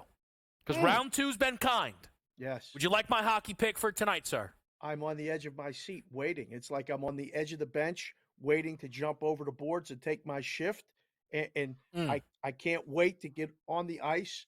And, I mean, listen, I'll pass you the puck. Just put it in the net, K-Dub. What do you got? Under. Stars, Avs, 6.5. I like that if you like the Stars. Do you think the Stars bounce back sidewise? I think the correlation tonight is Stars and under. You get Otter's best game. I agree with you 100%. But I can see the case if you like Colorado, you probably like the over. More of what we saw, a lot of game like that. Actually, I think if you like Colorado, lay the reverse puck line. Oh. Because I think that means they might just pour it on this team. I think it means that look, they're new cup favorites. which is understandable based on where the other series are, right? Right. Edmonton was a favorite. They dropped the opening game. Carolina was the favorite. They dropped the first two. Correct. Florida was the favorite. They dropped the opening game. So Colorado, being the only favorite to win game one, they're new cup favorites. That makes sense.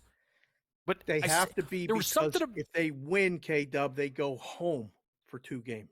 You win the first 2 road 100%. games, we'll have to get the research department on it. It's about an 86%er, somewhere in that neighborhood. Yeah. When road team wins the first 2 games on the road, they go on to win a series 85% of the Right. time. What else you got? Sorry to step on you there. No, not at all. But here's my thing with Colorado. I feel, now you'll know better than me, I feel that their performance against Winnipeg was under-discussed. I felt the 7-6 game got a lot of headlines, rightfully so. And then here's how that series went. 5-2, 6-2, 5-1, 6-3. They kicked their ass. I mean, that's what they did. Yes, they did. I mean, they wiped them. Yes, they did. And now they just gave up. They were down 3-0 on the road, first period, and win a game 4-3 in overtime. So 5-1 wouldn't stun me. No team totals here tonight, right? I think it's the 6.5, because I agree with what you said about Dallas. I just think if the Stars lose, I think they might get punched in the absolute mouth. Look, this is a team that lost the first 2 games against Vegas at home in that series. Correct. So I like the under 6.5. That's how I'm seeing it. That's where I'm at with the hockey tonight. Rangers Hurricanes didn't speak to me. I think it's kind of one of those things where if people have been making money on New York, you just keep betting them. I think that's what people are doing, right? Yeah. Yeah. I'm watching it now. It's complete chaos. The Rangers Excuse me, sir. just lost it. What happened? The Yankees just tied it, didn't they? Didn't they? That's a Yankees No. call. Oh, did they? No. Wait a minute. Check 2. No. I'm guessing. Listen, I'm just telling you this right now. I'm here for this Cleveland team giving them a run. That's all. We'll get to the NBA. I don't want to jump the gun. You knew I was coming. I told you I was coming back plus 13.5. You knew that already. I know. You checked your mail. You saw, K-Dubs did it again. He's with this Cavs team, through and through. For sure. I like what I'm seeing here. This is a good start. 11-0 run. Boston's offense falling apart. This is a good start. I got 30-21 with 31 seconds left. This is where you're supposed to be if you got Cleveland plus the points. That in-game number's coming down as we speak. What is that in-game number? I don't know what it is. I could give it to you right now, sir. It's down to 7.5. Celtics 7.5. The total's 210.5. So right around the closing number. Complete chaos in the Rangers and Hurricane game. They was just a not a bench scrum, but pretty much everybody in the ice. So somehow the officials got everybody off the ice and evened up the penalties. If you're watching this game and you're watching in-game live, look for the opportunities when the Rangers go on a power play, because it's been so good. That's when you can take advantage and maybe take a shot with a Ranger play. If you're looking at that hockey game tonight, I think the Stars lost a 3-0 lead. They're not going to lose a 3-0 lead again. Otter will be the best player in the ice. K-Dub will get his under. Everybody will be happy. That's how you enjoy the hockey games tonight, sir. I'm excited for the hockey. Let me get into this Tatum quickly. I want to get into this Tatum really quickly. Come on. Dave knows this. How about this? Let me give people a little extra context. Now, if you've listened to me with the NBA, no one in the NBA or sports has cost me more money than Jason Tatum. No one. No. I mean, it's not close. No. Today, Stanton? Donnie was Stanton? no, not even close. Not even close. Not even close. Donnie today, just to add extra context, opens up Moneyline. Great show. We were rocking and rolling today on the radio side of it all. And Donnie goes, man, this Jock Peterson's been beating me up. Hey, K-Dub, anyone cost you money other than Tatum? We all know that regularly. Because the Tatum stuff's well established. Yeah. By the way, I'm frozen in front of me. I hope you guys can hear me. You look on the off chance you cannot. No, we can. Can you hear me, Dave? No, we Let me just double check that. You sound and look great. Continue, sir. I hear. All right. I don't hear consig, is what I know. So that's interesting. Stay with us. But I heard someone from the back. Nevertheless, I'm going to power through because we're going to be hitting a break soon enough anyway. We can expand on some of this Tatum stuff, and I don't want to run through it yet. What I do want to let people know is it's 30-24 at the end of one in Cavs Celtics. Cleveland's offense right now, how about Evan Mobley? Mentioned he needed to step up. 11 points, 4 assists, 3 rebounds. Donovan Mitchell, just 2 points. Does have 2 dimes, though. 8 for Karis LeVert off the bench. 8 for Jason Tatum, who did play all 12 minutes. That's the thing I really want to key on. Live numbers right now in this game. 8.5 spread. I think the jump number for people is going to be 5.5. If you see 5.5, people are going to run to Boston, probably. Yep. Good call. All right, we're back in the mix now. I see everything. I see Dave. Excellent. Yep. Total 212.5. Help me out here, fellas. How long do we hit our break? You got about 30 30? seconds. All right, good. Here's what I want to let people know. Please. A Tatum trend developing that you have to keep in your back pocket for Game 3 that was able to cash, for anybody that played it, within the final 35 seconds of that first quarter. We're going to bring up Jason Tatum. We're going to bring up the baseball. And we're going to see if Altuve can help us out a little bit as well on the other side. It's Game Time Decisions.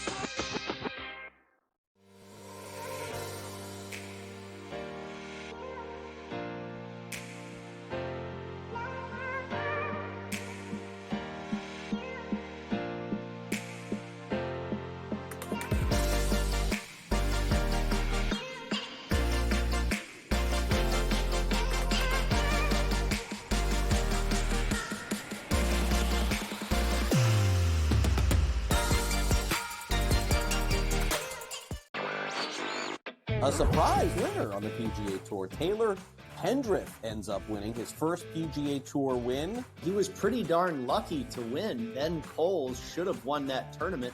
Also seeking his first PGA Tour victory, he went into the 18th hole, the easiest hole on the golf course, with a one-shot lead, and he was there in 2, just less than 30 feet from the cup. Newswire, only on SportsGrid. The Bostonian versus the book. You're not going to get the Tiger Woods size audience. Because do you know where they went? They went to Caitlin Clark. That's where those people went. What? Those people are now going to the WNBA. Yeah.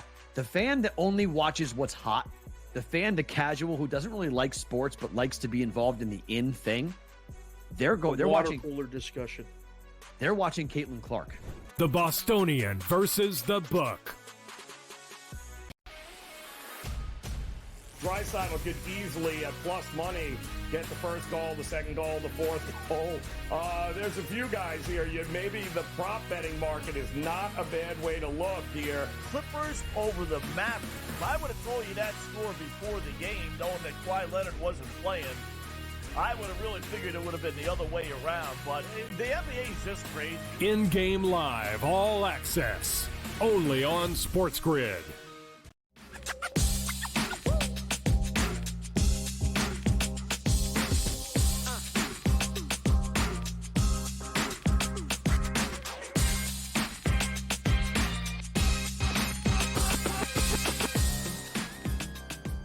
Back with you here on SportsGrid. Kevin Walsh, Dave Sharapan. Our technical difficulties, not overbearing, but do apologize and appreciate anybody sticking with us here. I just want to explain the Jason Tatum thing.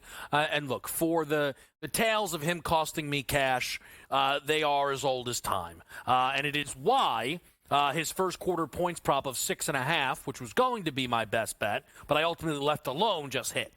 Because I didn't bet that, and I do fully believe that in my heart. But just to let people know, Tatum, in Game 5 against Miami, Game 1 against Cleveland, and now here in Game 2, has played all 12 minutes of the first quarter. That's a noticeable change that is tied directly to when Kristaps left. But it is a new rotation. That did not happen 100% of the games that Kristaps missed in the regular season that Tatum played in. However, in 14 regular season games where Tatum played the entire first quarter, prop 6.5, 11 out of 14 over the number. Now in the playoffs, he's 3-0 in these 3 games, since Kristaps left on the first quarter number as well. Now, are the books might go to 7.5 next game. They should, because the 6.5 got up to minus 140, right? So they're probably going to go to 7.5. The trend still does largely come in.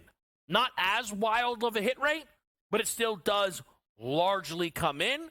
So Jason Tatum, first quarter props, if you want to try and ride this out until they eventually go to 8.5, I think it makes plenty of sense. I'm on his 2.5 threes. I'm on him to make the most threes in this game. The Cavs and Celtics are tied immediately, Dave, though, now to start the second quarter. It's an interesting discussion because the book's defense, when something continues to go over the same number, is 1, move the number, or 2, move the juice. 12 minutes is 12 minutes. If he don't play all 12 minutes, now it's even less. So I don't think any book's moving it to 7.5, let alone definitely not 8.5, because we'll get a deluge of money on the under from the under guys. So be prepared. The more we talk about this, and K-Dub puts it out there into the universe, that you might see a 6.5 with some serious overjuice. Not where it becomes an uncomfortable lay, but it might be one of those ones that's an uncomfortable, that's a little bit, it might be a pause, I think 7.5 would be the peak for the number. So if you want to, we can talk to somebody in a room somewhere if you want me to see if we can get somebody to make it 8.5 and let the word get out. But I don't think it's going to happen anytime soon. The series will be over before we even have to worry about it. Well, here was the thing for me, and I didn't play the 6.5 today because it got all the way up to minus 140. And I was like, nah, I'm good. Somewhere else it was minus 160 though, so it wasn't the worst number I saw. Okay. But here's the other thing that bothered me was I found the alts to not be worth it either. To lead this to lead the quarter in scoring was underneath plus 200. He did not do that. To get up to 9 points was underneath plus 200. He also did not do that. I found those numbers uninteresting. I will just say the big change, though, now, Dave, is he's playing the full first quarter. Right. With Kristaps out. And that is a big change because that was not typical for him. Regardless of the score, in game 1, they scored 40 points, and they were blowing him out. Today, they were trailing by 6. He played 12 minutes in both. That's good information. If he's going to play 12 minutes, regardless of game script, now we have that's a pretty good play. And that's all you can ask for is the opportunities. And he's in there, it's worth a shot. And that's, again, why I ultimately didn't that's why I didn't play it today, is I felt closeout game against Miami, opening game against Cleveland wasn't enough. Now the third game feels like enough to say, okay, he's supposed to play 12 minutes. Now, here's what happens, though, with these things. 2 quick fouls because he ended up on a Donovan Mitchell switch, and next game he only plays 8, right? Yeah. Because foul trouble changes everything. Everything. That's just how it goes. We know that. We know we do. And we'll see if that's how it's going to be here. The interesting thing, though, is Tatum hasn't taken the bench yet in this game. He did this last game as well, though. He should come out with, the next dead ball, and JB should check in. It's just interesting, and it's just kind of stuff that you sometimes want to keep your eye on. What do you think of this? And actually, I want to ask you about the Knicks and the Pacers. Okay. 7, game 3. Surprising? Healthy. No, absolutely not. That was my number, 6.5, 7. And, if you put 7.5, you automatically get the Knicks bets. If you put 6.5 or 6, you probably get the Pacers bet. 7's the automatic number. I had it done before that game was over. Said, that's it. Yeah. Pacers win game 3. It's a wrap. We'll have a 2-1 series, and then it'll get really interesting Sunday for game 4. I think the Pacers will win. I don't know if they'll cover, though. It doesn't really, unless the end of the games, dictate some crazy things. 7 feels like too many points, but you have to put a number out there that the bad guys or the razor blades that they would be interested in. This thing with the home court is going to definitely be. I'm not saying the Knicks will be a public dog, but I need to know where we're going to get the money for the limit plays. And it has to start with 7. Absolutely. There's books today that inch that thing up this afternoon to 7.5 because they need to know. Yeah. That 7 is such a key number. The book guys, you need to know. Are they coming on the Knicks or not? Are they letting this one pass? The thing is, just so people understand, let's just use 6 because that's, I think, what the Knicks closed at. Yep. Home court is not worth 13 points. No. So how do we get here? OG's out. Yes. Little bit of, Pacers are going to win the game. They're at home. A little bit of home court. And I think there are some questions on Brunson. Not maybe availability, but effectiveness. Because he was injured, right? But here is the thing with this series. If it's 7 now and OG doesn't come back and the Pacers take the next 2, what's the number in New York Game 5? We'll answer that next on SportsGrid.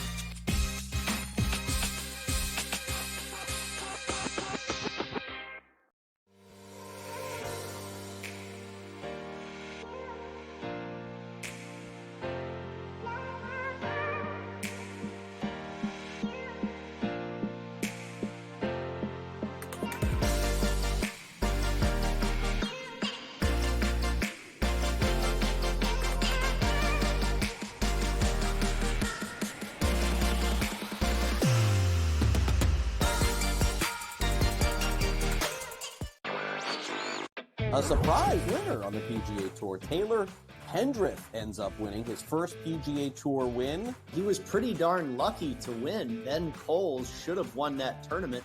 Also seeking his first PGA Tour victory, he went into the 18th hole, the easiest hole on the golf course, with a one-shot lead, and he was there in 2, just less than 30 feet from the cup. Newswire, only on SportsGrid. The Bostonian versus the book.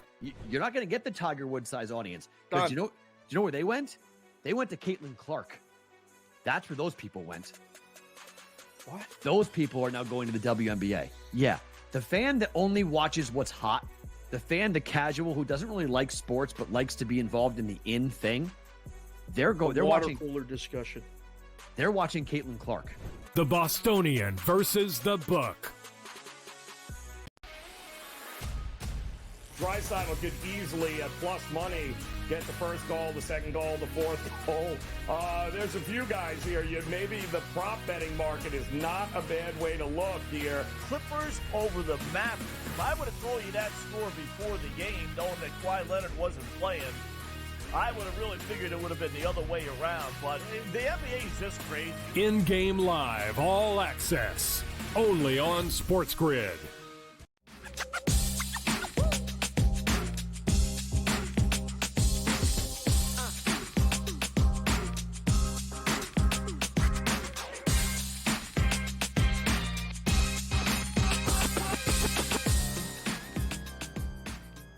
All right, before we let Dave Sharapan get out of here, get set for in-game live, let's answer the question that we just asked. Dave and I did this over the break, and we did come to what appears to be a consensus. Dave, if the Pacers take games 3 and 4 at home, one game double digits, one game they don't cover, game 5, OG still out, what's the line? Knicks Pacers. 3.5. You pick. I'll let you decide. We'll sit in the room and go, and where do you want that first bet to come? Because if we want a Pacer bet on that, we put it 4. If we want a Nick bet, we put it 3. We can settle at 3.5 at the beginning and let them push us one way or the other. That's the number. That's how it works. I don't think it could be more than that to open, so everything's staying the same. You piqued my interest with that Pacers and 6 thing. You piqued my interest. The price is right. It's plus 700. Mm-hmm. If I decide to bet it, I'll let everybody know by tomorrow. I haven't figured it out yet. Yeah. I will just let people know. I was talking to someone. Let me preface this. Brunson's amazing. Dibbs has been good. The team is fun to root for all Knicks fans. I'm not slandering them.